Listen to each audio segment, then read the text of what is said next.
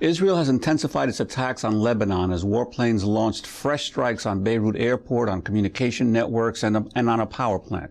More than 60 Lebanese civilians have been killed in the offensive, which follows the capture of 2 Israeli soldiers by Hezbollah. Israeli jets bombed the main highway linking Beirut to Damascus, tightening an air, sea, and land blockade of Lebanon. The Israeli army said Hezbollah fired more than 100 rockets on northern Israel on Thursday, killing 2 people, wounding 92 others, and hitting Haifa, Israel's 3rd largest city. Hezbollah denied firing into Haifa, but Israel described the incident as a major escalation of the crisis. The Lebanese army also responded to the offensive with anti-aircraft fire. Israel's warned that the south of Beirut could be targeted. Israeli jets dropped leaflets on Thursday warning people to stay away from Hezbollah offices. Some areas of the city are now without electricity following the attack on the power station. Israeli jets also struck a pro-Syrian Palestinian group in eastern Lebanon. No casualties were reported. The escalation has sparked international calls for restraint. The European Union and Russia have criticized Israel's strikes in Lebanon as disproportionate. President Bush said Israel has the right to defend itself, but should not weaken the Lebanese government. The UN Security Council is due to hold an emergency meeting later today.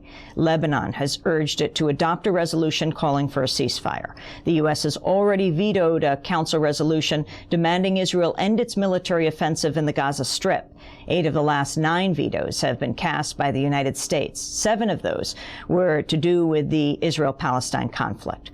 We're joined on the phone right now by Noam Chomsky, professor of linguistics and philosophy at the Massachusetts Institute of Technology, author of dozens of books. His latest is Failed States, the Abuse of Power and the Assault on Democracy. In May, he traveled to Beirut, where he met, among others, Hezbollah leader Syed Hassan Nasrallah. He joins us on the phone from Massachusetts. We welcome you to Democracy Now!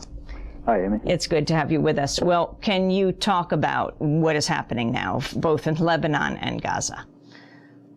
Well, of course, I have no inside information other than, what's available to you and listeners.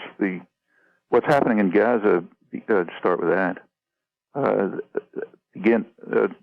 basically the current stage of what's going on, there's a lot more, begins with the Hamas election back at the end of January. Israel and the United States at once announced that they were going to punish the people of Palestine for voting the wrong way in a free election. And the punishment has been severe. At the same time, it's partly in Gaza and sort of hidden in a way, but even more extreme in the West Bank, where Olmert announced his annexation program, what's euphemistically called Convergence and described here often as Withdrawal, but in fact formalization of the program of annexing the valuable lands, most of the resources, including water of the West Bank, and cantonizing the rest, and then imprisoning it since he also announced that Israel would take over the Jordan Valley. Well, that proceeds without extreme violence, so it's nothing much said about it. In Gaza itself, the latest phase began on June 24th, when Israel abducted 2 Gaza civilians, a doctor and his brother. We don't know their names. You don't know the names of victims. They were taken to Israel, presumably, and nobody knows their fate. The next day, something happened which we do know about a lot. Militants in Gaza, probably Islamic Jihad, abducted an Israeli soldier across the border. That's Corporal Gilad Shalit, and that's well known. First abduction is not. Then followed the escalation of Israeli attacks on Gaza, which I don't have to repeat. You've reported them adequately. The next stage was Hezbollah's abduction of 2 Israeli soldiers, they say, on the border. Their official reason for this is that they are aiming for prisoner release. There are a few, nobody knows how many, Officially, there are 3 Lebanese prisoners in Israel. There's allegedly a couple hundred people missing. Nobody knows where they are.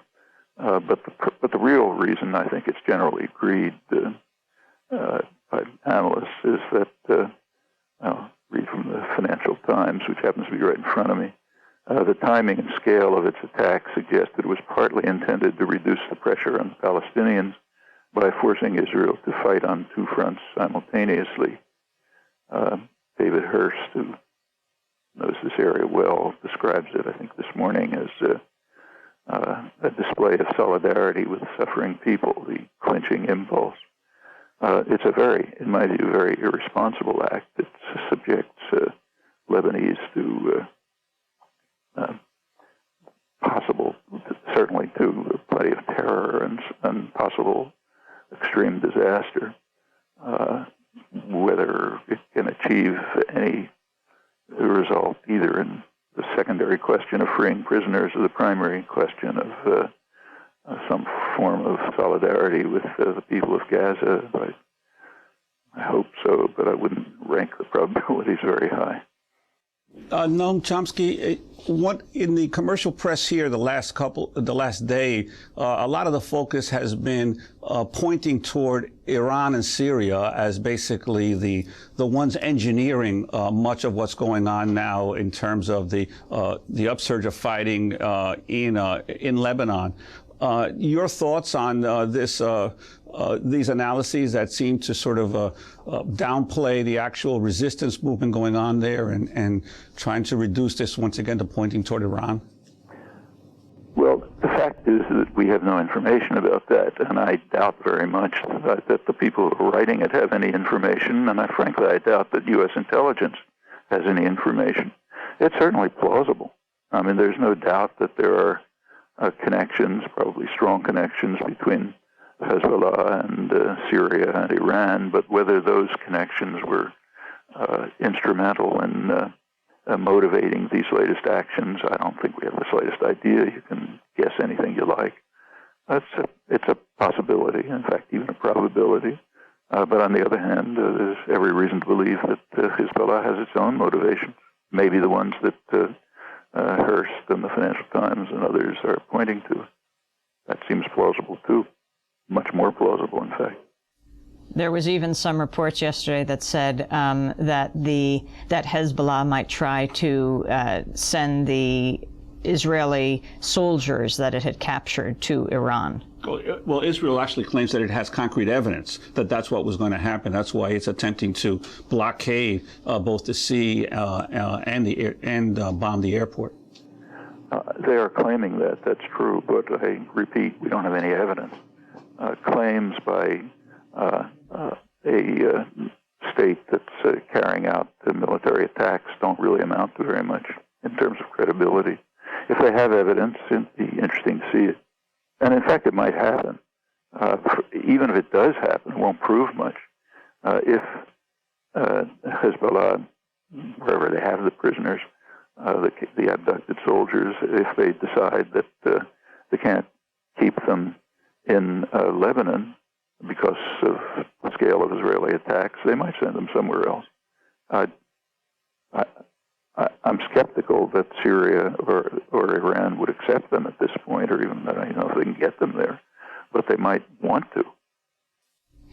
Noam Chomsky, we have to break. We come back, we'll ask you about the Israeli ambassador to the United Nations comments about Lebanon. We'll also be joined by Mouin Rabbani, speaking to us from Jerusalem, Middle East analyst with the International Crisis Group.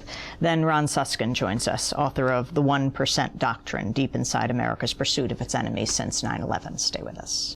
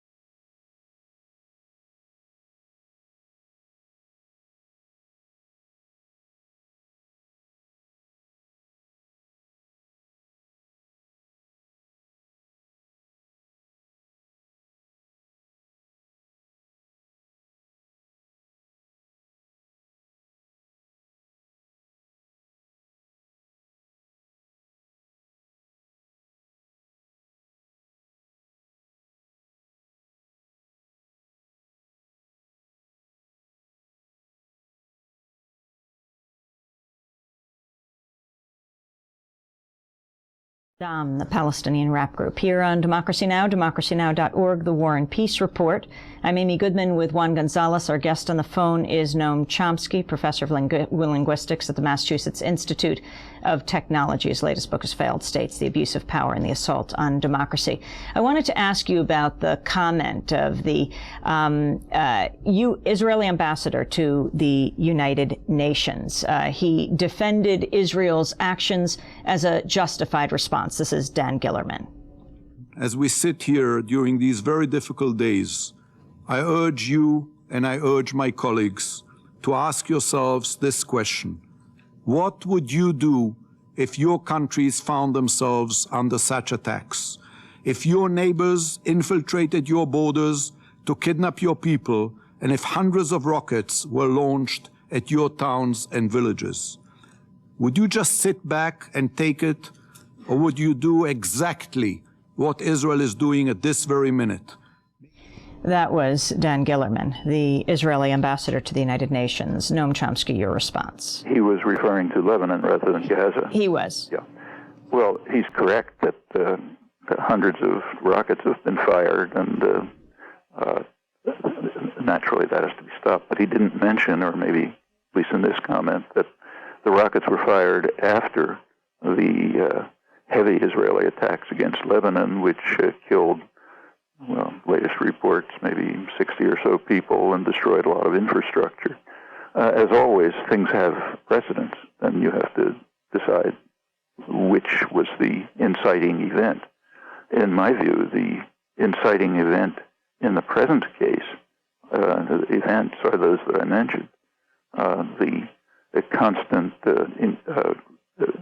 intense repression, plenty of abductions, plenty of atrocities in Gaza, the steady takeover of the West Bank, which in effect, if it continues, is just the murder of a nation. That's the end of Palestine. The abduction on June 24th of the two Gaza civilians, and then the reaction to the abduction of Corporal Shalit. And there's a difference, incidentally, between abduction of civilians and abduction of soldiers. Even international humanitarian law makes that distinction. Can you talk about what that distinction is? If there's a conflict going on, decide whether to call war or not, but a military conflict going on, abduction, if soldiers are captured, they are to be treated humanely, but it is not a crime at the level of capture of civilians and bringing them across the border into your own country. That's a serious crime, and that's the one that's not reported. And in fact, remember that, I want to tell you that there are constant attacks going on in Gaza, which is basically a prison, huge prison, under constant attack all the time. Economic strangulation, military attack, assassinations, and so on. In comparison with that, abduction of a soldier, whatever one thinks about it, doesn't rank high in the scale of atrocities. We're also joined on the line by Mouin Rabbani, a senior Middle East analyst with the International Crisis Group and a contributing editor of Middle East Report. He joins us on the line from Jerusalem. Welcome to Democracy Now! Hi. Could you tell us your perspective on this latest escalation of the conflict there and the possibility that Israel is going to be mired once again in war in Lebanon? Well, it's difficult to say. I couldn't hear Professor Chomsky's comments. I could just make out every sixth word. But I think that Israel is now basically, if you will, trying to rewrite the rules of the game and set new terms for its adversaries, basically saying, that no attacks of any sort on Israeli forces or otherwise will be permitted, and any such attacks will invite a severe response that basically puts the entire civilian infrastructure of the entire country or territory from which that attack emanates at risk. Judging by what we've seen so far, it more or less enjoys tacit to explicit international sanction. And I think the possibilities that this conflict could further expand into a regional one, perhaps involving Syria, is at this point quite real. And can you talk about the UN resolution vote and the draft resolution 10-1 on Gaza, with the U.S. voting no and 4 countries abstaining: Britain, Denmark, Peru, and Slovakia? Well, I think it would have been news if that resolution had actually passed. I think, we've for the last decade, if not for much longer, it's basically become a reality in the United Nations that it's an organization incapable of discharging any of its duties or responsibilities towards maintaining or restoring peace and security in the Middle East, primarily because of the U.S. power of veto in the Security Council. And I think we've now reached the point where even a rhetorical condemnation of Israeli actions, such as we've seen in Gaza over the past several weeks, even a rhetorical condemnation without practical consequence has become largely unthinkable, again, primarily because of the U.S. veto within the Security Council. Mouin, what do you think is going to happen right now, both in Gaza and in Lebanon? Well, I think it's probably going to get significantly worse. In Lebanon, it seems to be a case where Hezbollah has a more restricted agenda of compelling Israel to conduct a prisoner exchange, whereas Israel has a broader agenda of seeking to compel the disarmament of Hezbollah, or at least to push it back several dozen kilometers from the Israeli-Lebanese border.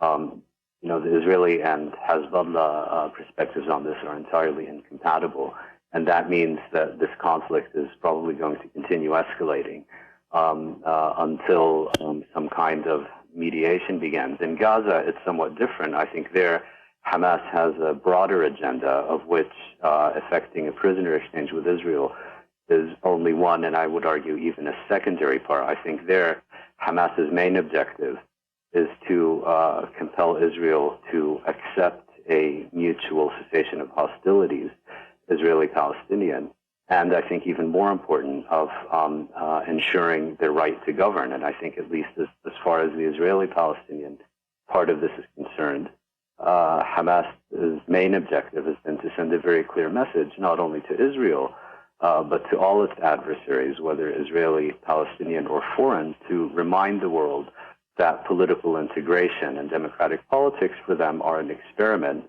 that they have alternatives, and if they're not allowed to exercise their democratic mandate, that they will not hesitate, if necessary, to exercise those alternatives.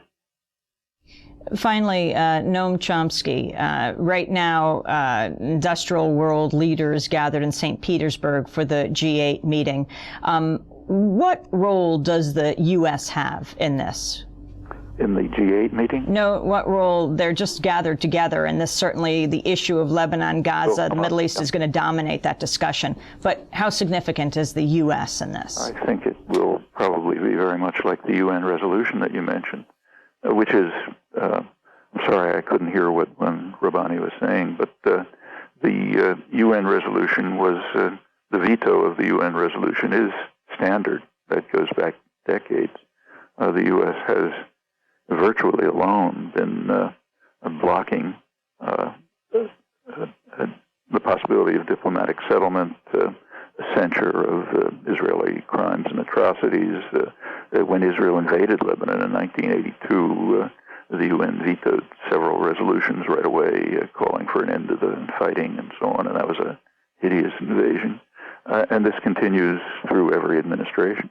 So I presume it'll continue at the G8 meetings. The United States regards Israel as virtually a militarized offshoot, and it protects it from criticism or actions, and supports it tacitly and, in fact, overtly supports its expansion, its attacks on Palestinians, its progressive takeover of what remains of Palestinian territory, and its acts to, actually realize a comment that Moshe Dayan made back in the early 70s when he was responsible for the occupied territories. He said to his cabinet colleagues, we should tell the Palestinians that we have no solution for you.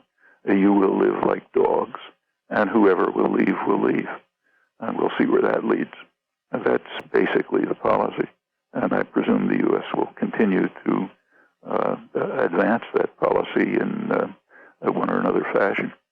Noam Chomsky, I want to thank you for being with us. His latest book is Failed States, the Abuse of Power and the Assault on Democracy, and Mouin Rabbani, Senior Middle East Analyst with the International Crisis Group, joining us from Jerusalem. Thank you both.